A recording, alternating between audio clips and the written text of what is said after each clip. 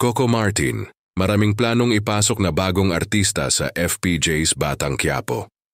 Patuloy na pinapalawak ni Coco Martin ang mundo ng FPJ's Batang Quiapo. At ngayon ay usap-usapan na naman ang plano nitong magpasok ng mas maraming artista sa hit primetime teleserye ng ABS-CBN. Ayon sa aktor-direktor, hindi lang basta dagdag karakter ang plano niya, kundi mga papel na may saysay at lalim sa istorya. Bakit maraming bagong mukha? Paliwanag ni Coco, habang humahaba ang takbo ng serye, mas lumalaki rin ang pangangailangan para sa mga bagong karakter. Ngunit nilinaw ng aktor na hindi siya basta nagdadagdag lang ng artista para dumami ang cast. Ayoko nang basta dagdag lang. Gusto ko, bawat karakter may dahilan, may bigat, at may pagmamahal, ani Coco sa isang panayam.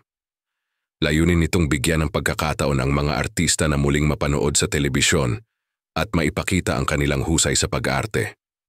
Kabilang sa mga matutunog na pangalan at hiling ng mga netizens ay sina Angel Locsin, Jane De Leon, Yasi Pressman, Julia Montes, Arjo Ataide at Baron Geisler.